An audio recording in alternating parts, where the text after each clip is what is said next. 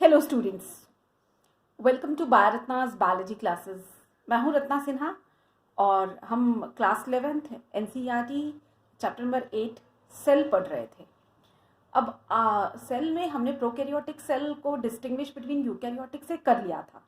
अब आज हमारा टॉपिक है detail study of the prokaryotic cell. Prokaryotic cell का one of the best example आपको पता ही है, बैक्टीरिया। हम लोअर क्लास में इसको स्टडी कर चुके हैं। अब बैक्टीरिया का सबसे पहले हम शेप्स को फोकस करते हैं।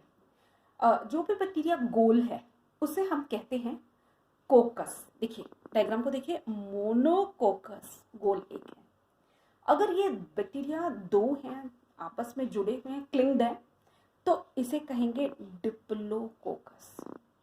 अगर ये स्ट्रैप यानी कि एक चेन बना रखे हैं तो इसका नाम होगा स्ट्रेप्टोकोकस। अगर ये गुच्छे, जैसे अंगूर का गुच्छा होता है, बंच में ग्रेप्स की तरह गुच्छेदार है, तो स्टेफाइलोकोकस। ये है कोकस। Shapes of bacteria round.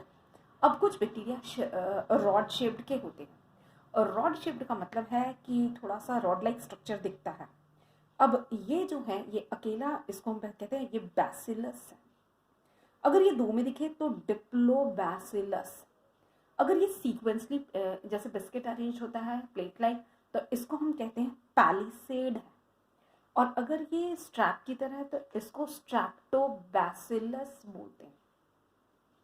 अगर ये बैक्टीरिया थोड़ा सा कर्व्ड है तो इसको हम कहते हैं स्पाइरिलियम और विब्रियो यानी कि कॉमा की तरह बैक्टीरिया। देखिए ये हो गए हमारे डिफरेंट शेप्स ऑफ बैक्टीरिया। अब बैक्टीरिया के पास फ्लैजिला भी होता है जो कि उसके लोकोमोशन को सपोर्ट करता है, और फ्लैजिला के भी वेरिएंट टाइप्स होते हैं। एक एक करके हम इसको देखेंगे। अगर एक flagella, only single flagella is present, तो इसे हम कहते हैं मोनोट्राइकस। और अगर ये फ्लैजिला दोनों साइड पे है, पोल्स पे आपको दिख रहा है, तो दो होने की वजह से दोनों फंक्शन परफॉर्म कर रहा है, एम्फीट्राइकस। अगर एक टफ्ट है फ्लैजिला का कहीं पे भी बैक्टीरिया में, तो इसे कहते हैं लोफोट्राइकस। अगर ये पूरे के पूरे बैक्टीरिया के सरफेस पे डिस्ट्रीब्यूटेड है तो इसे कहते हैं पेरिट्राइकस। और अगर ये टफ्ट जो है ये प्रेजेंट है और ये एकदम से एक एज पर, तो ये सेफेलोट्राइकस। इसका एक और नाम होता है एम्फीट्राइकस। एम्फीट्राइकस अभी हम स्टडी किए।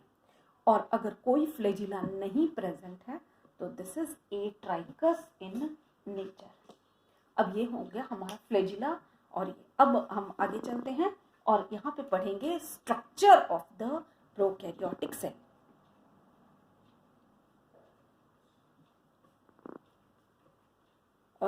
इसको स्ट्रक्चर को समझने के लिए मैं डायग्राम ड्रॉ करूंगी और डायग्राम को आप ऑब्जर्व करते जाइएगा। देखिए बैक्टीरिया का जो हमें एक, इसके लिए हम एक बैसिलस शेप बैक्टीरिया को लेते हैं, क्योंकि समझना है यहाँ पर। तो समझने के लिए ये जैसे कि है, ये इसका प्लाज्मा मेम्ब्रेन है। ये outer most layer of bacteria है और इसे हम बोलते हैं ये प्लाज्मा मेम्ब्रेन है। और ये outer most layer plasma membrane. कहीं कहीं पे ये प्लाज्मा मेम्ब्रेन अंदर से इनफोल्डेड होता है। इसको हम आगे बताएंगे कि इसका क्या फंक्शन है। अभी पहले हम बाहर के स्ट्रक्चर को एक बार समझ लें। प्लाज्मा मेम्ब्रेन जो है, इसके बाहर एक लेयर होता है और इसे हम कहते हैं सेल वॉल। मैं कलर को अल्टर कर दूंगी ताकि समझना इजी हो जाए। I am drawing with red colour and this layer is known as cell wall। पूरा नहीं ड्रॉ कर रहे हैं, आपको समझाने के लिए।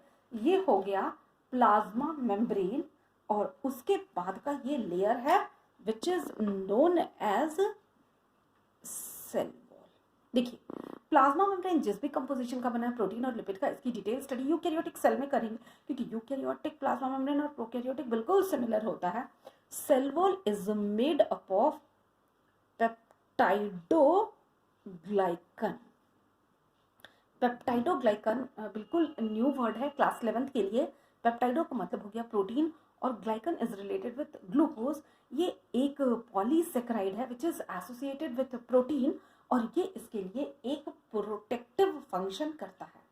इसके अलावा इसके पास बाहर और एक लेयर होती है और उस लेयर को हम कहते हैं, मैं यहाँ पे डायग्राम में ड्रॉ कर रही हूँ, इसका ये जो है, ये जो बाहर का लेयर है, this is known as glycocalyx.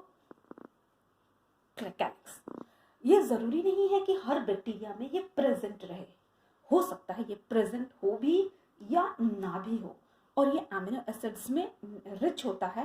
Actually इस जो ग्लाइकोकैलिक्स है ये हो सकता है काफी टफ भी हो और थिक भी हो। तो अगर ये थिक होता है तो इसको हम बोलते हैं कैप्सूल, और ये अगर लूजली अरेंज्ड है तो इसका दूसरा नाम होता है स्लाइम लेयर और स्लाइम लेयर। और इसका बेसिक फंक्शन ये है, ये बैक्टीरिया को डेसिकेशन से प्रोटेक्ट करता है। डेसिकेशन यानी सूखने से। अगर वायरस का इन्फेक्शन हमें ही नहीं बैक्टीरिया को भी होता है, और अगर ये वायरस से इन्फेक्शन हो रहा है तो ये वाला लेयर प्रोटेक्टिव होता है। लेकिन ये जरूरी नहीं है कि हर बैक्टीरिया के पास ये चीज प्रेजेंट रहे। अब ये है इसके 3 बाहर के लेयर। अब हम चलते हैं अंदर। अंदर का एरिया जो है इसको हम कह रहे हैं, ये पूरा का पूरा साइटोप्लाज्मिक कंटेंट है। और ये मैंने यहाँ पे सिर्फ इतना डायग्राम बनाया है, पूरा का पूरा इस तरह से है। और ये जो अंदर का साइटोप्लाज्मिक कंटेंट है, it is cytoplasm, it is very rich in enzymes. इस रिच इन एंजाइम्स का मतलब है इस सेल के अंदर जो भी मेटाबॉलिज्म होगी उसको ये परफॉर्म करता है।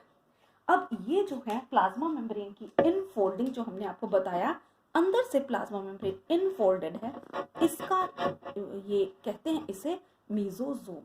देखिए पहले मैं मीजोजोम के बारे में आपको बता दूं, जैसे कि लोअर क्लास में हमने माइटोकॉन्ड्रिया के अंदर देखा इनफोल्डिंग, ये इसी तरह का इनफोल्डेड स्ट्रक्चर है। और ये it is rich in enzyme and helps in respiration। respiration से इसको एनर्जी मिलेगी, respiration and replication। replication का ये मतलब है बैक्टीरिया को डिवाइड होने में सपोर्ट करेगा। कैसे करेगा हम आपको ये अभी बताते हैं। अब यहाँ पर जो पूरा का पूरा है, देखिए जेनेटिक मटेरियल जो है इसका, that is free from any membrane. और ये जो है इसका जेनेटिक मटेरियल को कोई कवर नहीं कर रहा है, इसे हम बोलते हैं न्यूक्लियोइड मास। ये जो न्यूक्लियोइड मास है इसके अंदर सिंगल, सर्कुलर और कॉइल्ड क्रोमोसोम है। और इस क्रोमोसोम के अंदर डीएनए है फ्री फ्रॉम हिस्टोन प्रोटीन।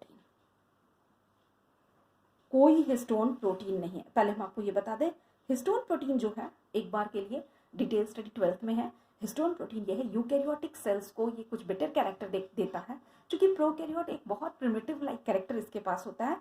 तो यहाँ पर कोई हिस्टोन प्रोटीन नहीं है। और ये क्रोमोसोम है, सिंगल है, सर्कुलर है, कॉइल्ड है, टैंगल्ड है, और कोई मेम्ब्रेन यहाँ पर नहीं है। अब ये इसका हो गया जेनेटिक मटीरियल। अब मीजोजोम इसके रेप्लिकेशन को हेल्प कर रहा है, और यहाँ पर है इसका जेनेटिक मटेरियल। और इसका अब जो अगला स्ट्रक्चर है, इसके पास ग्रैनुलर राइबोसोम है। ये है राइबोसोम। और ये राइबोसोम जो है ये है, इसका नेचर है 70S। S का मतलब होता है स्वेटबर्ग यूनिट। और अगर यूकैरियोटिक सेल होगा तो ये स्वेटबर्ग यूनिट इसकी हो जाएगी 80S। अब यहाँ पर इतना तो ये हो गया।